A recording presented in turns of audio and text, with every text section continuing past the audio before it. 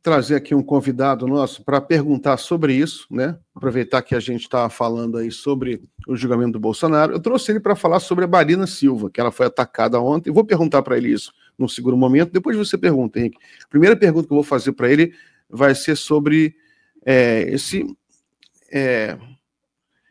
esquentamento, né? Essa intensificação do processo contra o Bolsonaro. Deixa eu cumprimentá-lo aqui primeiramente e dar uma boa noite para ele, Carlos Mink. Tudo bem, Mink? Seja bem-vindo. Boa noite, Miguel. Boa noite, Henrique. Estamos ecoconectados.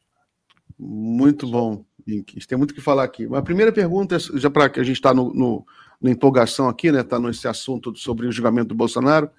Depois o Henrique faz a pergunta sobre a Marina, que a gente quer ouvir a sua opinião e tudo.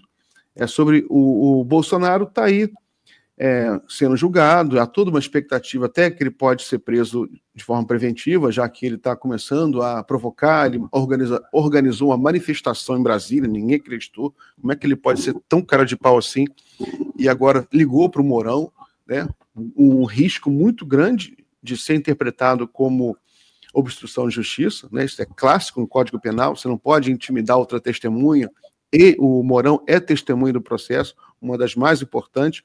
Mas como é que você está vendo esse julgamento aí do Bolsonaro? Você acha que essa ameaça também que a gente viu por parte dos Estados Unidos, a gente viu um comentário aí do Marco Rubio, e depois muita especulação na imprensa de que alguns ministros do STF podem ser sancionados, o bolsonarismo está super empolgado com isso. Não, é ótimo, vamos sancionar. Como é que você está vendo aí essa possível, que não está confirmado, ainda meio especulativo, essa possível intervenção dos Estados Unidos no judiciário? Você acha que o judiciário brasileiro tem condição de enfrentar isso?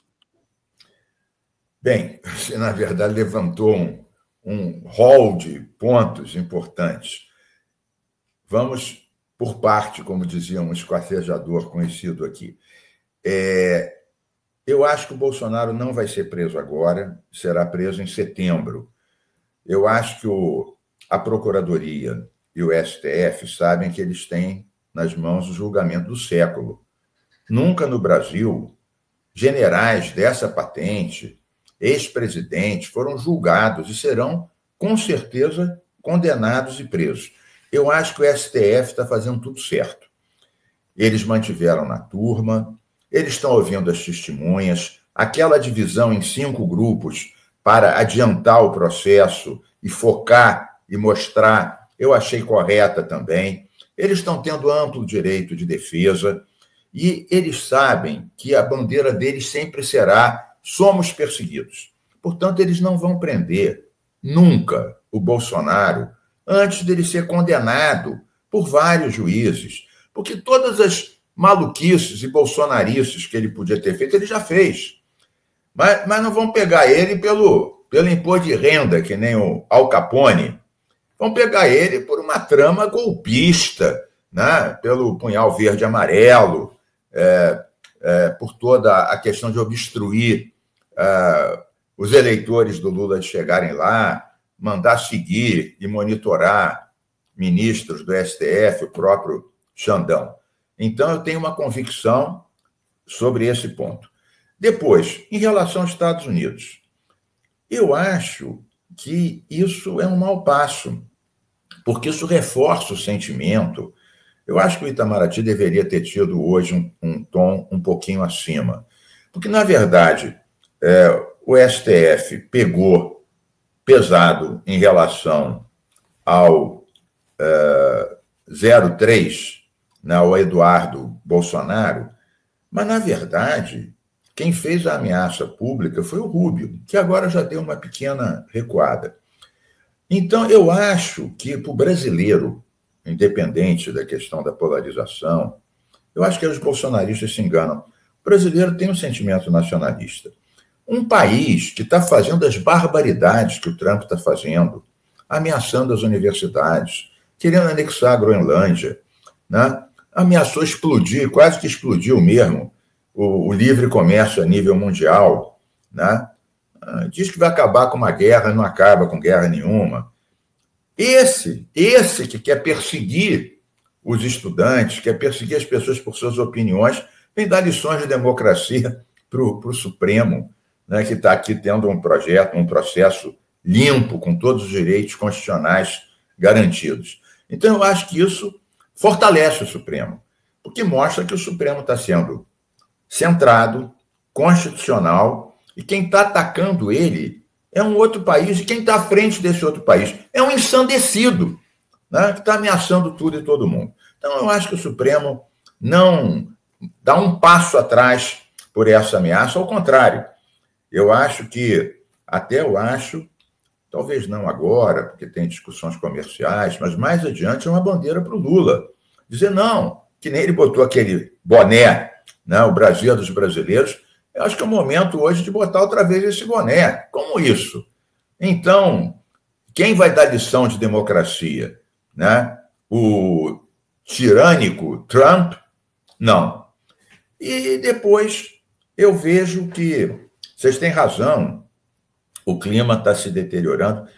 Eu vejo, inclusive, embora eu já tenha visto tudo na minha vida, eu fiquei espantado com esse grupo que eles descobriram agora. Um escritório do crime top com tabela para monitorar, espionar e exterminar deputadas 50, senador 150, ministro... Não, um cidadão 50, deputado 100, senador 150, ministro do Supremo 250. Então, isso tudo, um cidadão médio que não está intoxicado pelas redes bolsonaristas, falando, vem cá, o que é isso? O escritório do crime tinha aqui, no Rio de Janeiro, aquele capitão que foi morto na Bahia. Então, é uma reedição com militares envolvidos. Então, acho que a gente tem que ficar muito vigilante, com os olhos abertos, e eu estou muito confiante da forma como esse processo está sendo desenvolvido no Supremo. Pois é, Mink, eu concordo contigo em número, gênero e grau. O único parênteses aí que deve ser feito é com relação à conduta que o Bolsonaro... Aliás, eu tenho sido criticado em meios da esquerda por ter dito várias vezes que é necessário esperar a conclusão do julgamento, a apresentação de infringência, tudo isso. Só que tem um problema, Mink. Essa ação do Bolsonaro de ligar para o Mourão e essa ação de admitir que ele banca financeiramente o filho para conseguir ameaças contra o STF nos Estados Unidos, dentro do direito, e eu não sou nem da minha formação no STF, tenho um pouco de noção, mas dentro do direito, isso é um caso clássico. É gravíssimo. Gravíssimo. Vocês têm razão, é gravíssimo. E um caso clássico de decretação de prisão preventiva por medida cautelar. Eu não digo, veja bem, eu não digo que não seja. Eu digo que eu acho que isso não vai ocorrer, porque o Supremo é também um órgão político e ele prefere condenar pelo principal, que é, e por todos os ministros, depois de ouvir as testemunhas, condenar e prender condenado. Essa é a minha avaliação, pode ser que eu me engane. Veja, eu não estou dizendo que isso é pouco grave, nem que ele não merecia ser preso. Eu não estou dizendo isso, merecia ser preso por isso. Concordo com o Henrique. O que eu quero dizer é que isso não acontecerá, porque eu acho que o Supremo está focado em prendê-lo pelo golpe. Perfeito. O Mink também mencionou aí a questão desse tal de comando, é uma reedição, né? É a nova formação. Comando de caça aos terroristas, comando de caça aos comunistas, o CCC, finado CCC dos anos 60 e 70, agora sofrendo um revival pelas mãos do bolsonarismo. A gente vai falar disso, é uma das nossas manchetes também de hoje, daqui a pouquinho. Mas antes, Mink, a gente volta já para esse assunto, gente. Eu preciso ouvir isso do Mink. Como foi que ele assistiu àquela cena abjeta que a ministra Marina Silva foi submetida ontem numa sessão no Senado da República, quando aqueles senadores se reportaram a ela primeiro como mulher negra, acadêmica, política com carreira, e como ministra de Estado. Como é possível esse tipo de coisa ainda acontecer hoje? Mink, eu queria que você falasse um pouco desse episódio. Olha, eu estou muito alinhado com a Marina. Tenho defendido o ICMBio, o IBAMA e a Marina em pautas de bola dividida. Né? Eu defendo o IBAMA na questão do petróleo. Eu sempre digo que se o IBAMA fosse xiita, não tinha licenciado todos os postos do pré-sal aqui na Bacia de Santos e na Bacia de Campos, Macaé. Defendo o ICMBio, que a igreja está querendo pegar o Alto Corcovado para arrecadar mais, e tem alguns políticos que ficam fazendo média, e eu defendo o ICMBio. Eu tive com a Marina, agora quinta-feira, sentado ao lado dela, no Jardim Botânico, estava lá um mercadante, né? Estava a ministra Aniele, porque era o dia da biodiversidade, o mercadante assinou vários contratos com o Jardim Botânico, estava lá o Sérgio Besserman, né? Estava lá o Rodrigo Agostinho, presidente do IBAMA, e eu e a Marina fomos os únicos que, na fala, nos referimos à questão do retrocesso no licenciamento ambiental, que é gravíssimo, né? As pessoas, às vezes, não se dão conta do que é isso, quem não é do ramo ambiental, e eu acho que, às vezes, a gente tem uma dificuldade de comunicar. O que é vendido? As obras estão paradas por causa do licenciamento. Então, vamos simplificar isso tudo e tocar para gerar emprego, executar as emendas parlamentares. Os prefeitos só pensam nisso, a maioria dos deputados só pensam nisso, não está sendo esclarecido. A gente está preparando um documento, estou dando aqui em primeira mão para vocês, do Fórum dos Ex-Ministros do Meio Ambiente. Somos 9 partidos diferentes, 9 governos diferentes. Nós atuamos muito juntos no tempo do Bolsonaro e conseguimos grandes vitórias no Supremo, né? O Bolsonaro e aquele sinistro Salles tiraram as proteções de manguezais e restingas, nós fomos no Supremo, era presidente Fux, relatora ministra Carmen Lúcia, e nós conseguimos barrar isso e várias outras coisas. Então, a gente vai soltar até explicando um pouco. O licenciamento é um instrumento de defesa da saúde, da qualidade de vida da população. Não é contra o projeto. É dizer, qual é a melhor alternativa tecnológica, qual é a melhor alternativa locacional, quais são os impactos na água que a gente bebe, no ar que a gente respira, no verde que a gente tem direito, e o que pode ser feito para garantir os empregos e diminuir a poluição dos rios, né, a intoxicação dos pulmões das pessoas e a perda da biodiversidade. Então, na verdade, eles estão querendo jogar fora a criança com a água da bacia. Então, fizeram acordos antes, atropelaram tudo, mudaram o relator, fizeram a toque de caixa, e, neste momento, o Brasil quer ter protagonismo na COP30, e nós estamos assinando um acordo de livre comércio, Mercosul-União Europeia, que está há 25 anos para ser feito. Lula e a diplomacia conseguiram afastar os obstáculos. Neste momento que o Trump está dinamitando o livre comércio mundial, muito mais importante ainda, o acordo de livre comércio Brasil-Mercosul, União Europeia, para nós e para eles. O que acontece? Dentro da União Europeia, há países que se opõem por protecionismo. A França é um deles. O que eles dizem? Esses países da América Latina têm uma legislação frouxa, gastam menos com o meio ambiente, os produtos vão chegar aqui mais baratos e vão concorrer e ganhar dos nossos. Não é bem assim. Mas só que se às vésperas de assinar esse acordo, nós afrouxamos as regras ambientais, isso vai dar um argumento extra para aqueles que usam a questão ambiental, mas para fortalecer barreiras protecionistas, que nesse momento é péssimo para nós, também ruim para a Europa. Então, essa questão do licenciamento já seria ruim em qualquer momento. Nesse momento é trágico. E por isso que eles estão batendo na Marina. E bateram de uma forma tão grosseira, tão canalha, tão deselegante, que virou contra eles. A Marina se fortaleceu.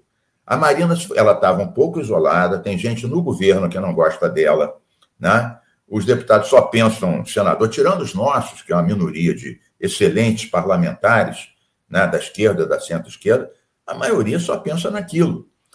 Ela saiu muito maior do que entrou. Eu lamento que os senadores progressistas, que são vários, eu conheço vários, tenham tido uma reação de solidariedade tão frágil, tão insignificante, face ao tamanho da truculência com que esses machófilos e trogloditas da vida atacaram uma mulher honrada que defende os povos indígenas e toda a nossa biodiversidade.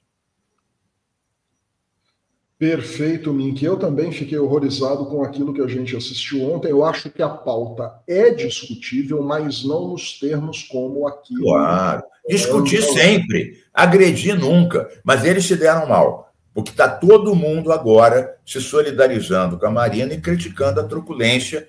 E mesmo aqueles setores do governo Lula que ficavam incomodados com algumas posições da Marina, né, são obrigados a se solidarizar com ela. Veja bem, ter problemas dentro do governo não há problema nenhum. Eu fui 2 anos ministro do Lula. Eu, outros dias aqui, entrevistado pelo Miguel, eu falei, olha, eu me meti em 10 conflitos internos. O Lula me deu razão em 7. Tem 3 ministros que eu brigava toda semana. Era o Lobão, de Minas e Energia, o Stefanes, da Agricultura, e aquele do transporte, que foi governador lá do Amazonas, né?